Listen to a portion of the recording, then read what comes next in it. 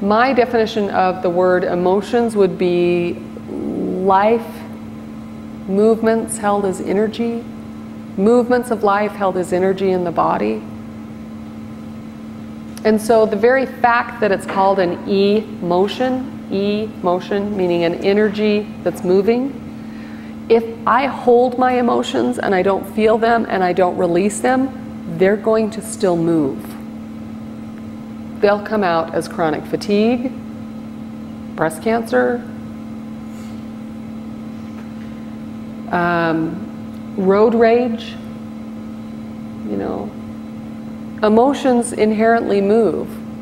And there are emotions of being out of balance, and there are emotions of being in balance and connected.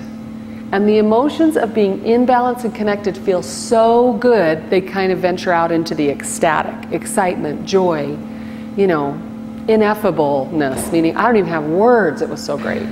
And then there are other emotions that are sad, shame, tired, frustrated, angry. And we think of these as icky and we think of these as good. They're equal as far as your body. They're going to move. They need to move. So if something happens that's so fantastic and you don't have anybody to tell, it makes you really bummed out and depressed. Because I don't have anybody to share it with. So keep in mind that emotions are about movement. And if they don't move, they'll move internally and come out anyway. Carl Jung, who I just have the biggest crush on. I love him. I love Carl Jung.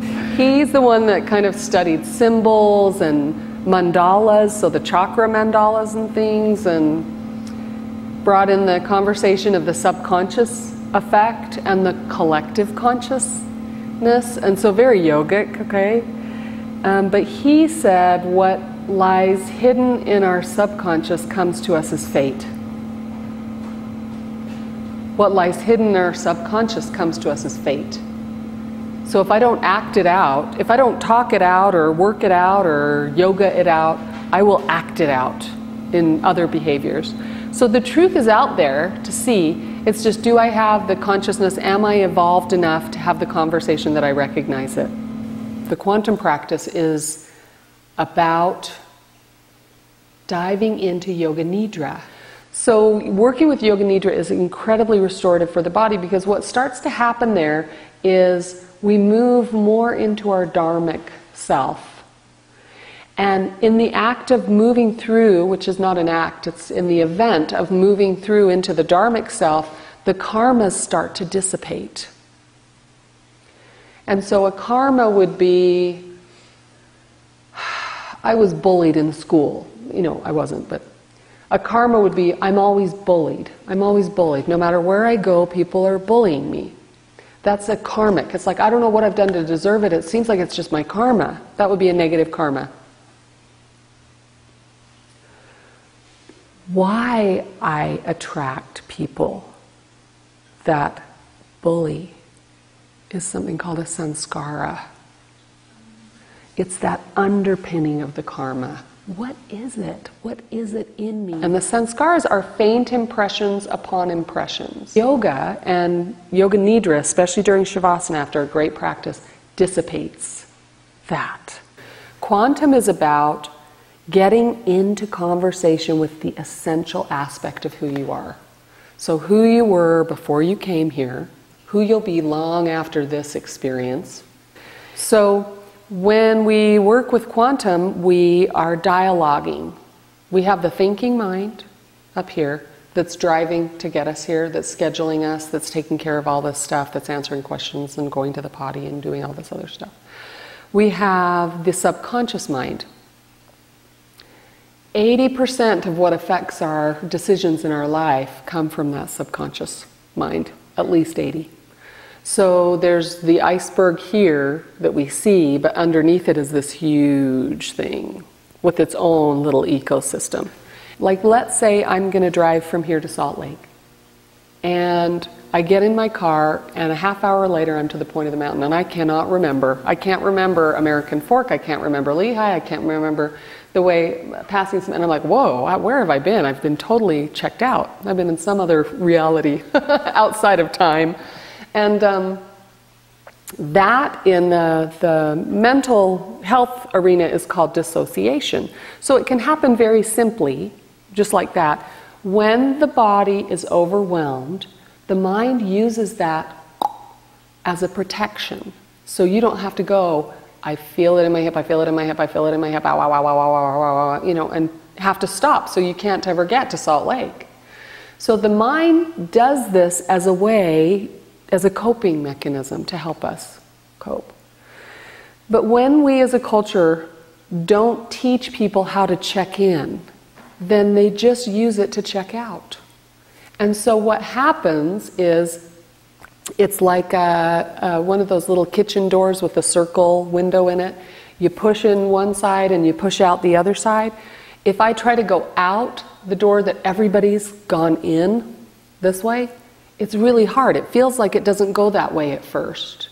And so the subconscious creates this resistance to have us feel emotions we actually feel, because it doesn't know how to do that. It knows how to check out. It knows how to check out. It doesn't know how to check in. When we talk about what yoga does for emotions is it starts to move the doors in a different direction. We learn how to check in and we learn how to bring those difficult things up to the surface. How is that? Well, I'm stretching my hamstrings. My hamstrings are tight. I don't not stretch them because they were tight. I go deeper. I take my breath deeper. I take my awareness deeper. And I move into that place I don't want to see.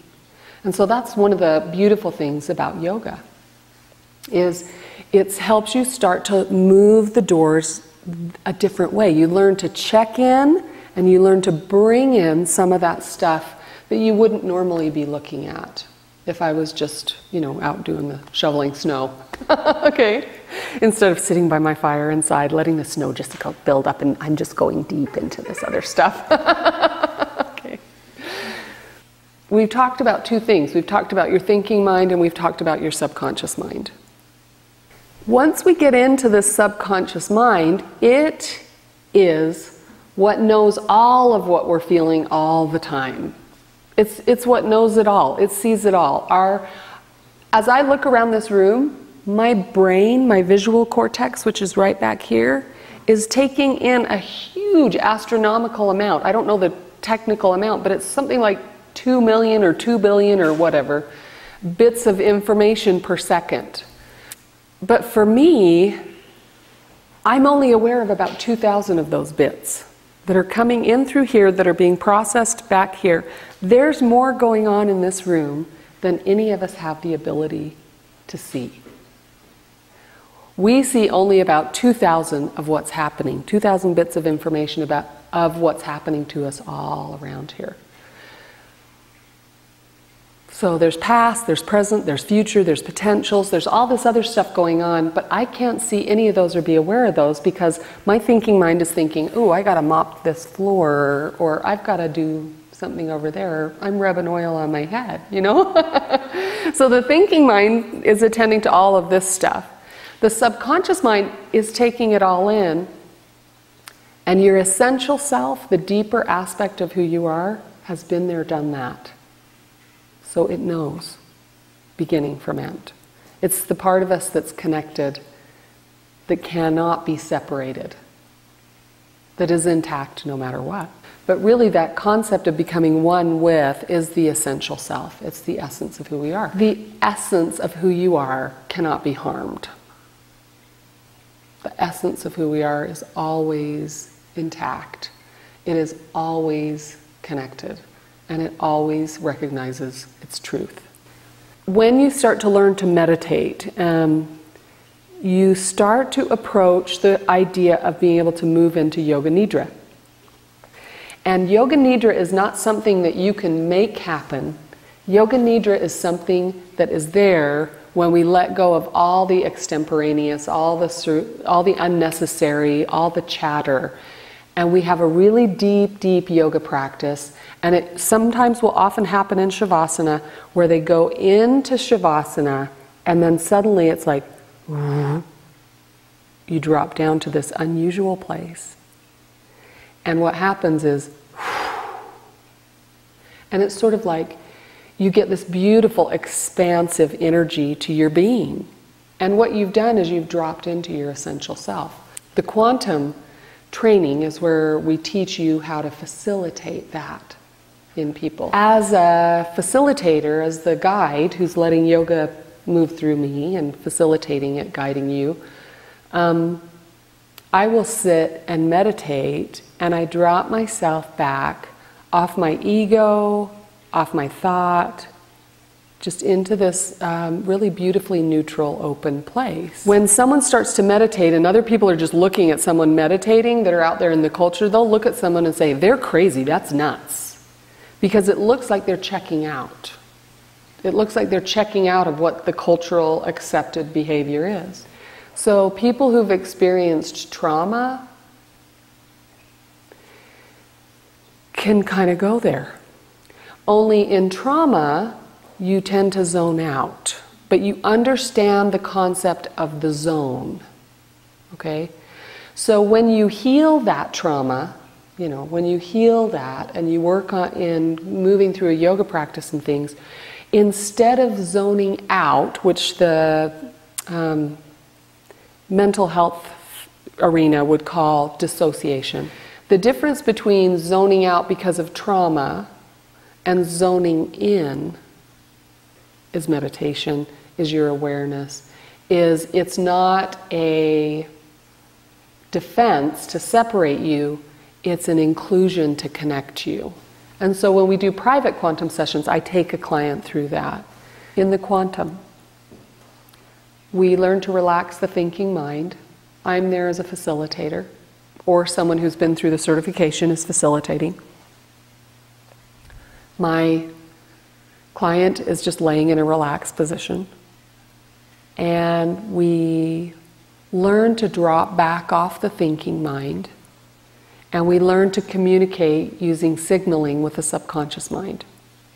So the subconscious mind, we ask permission to do the work.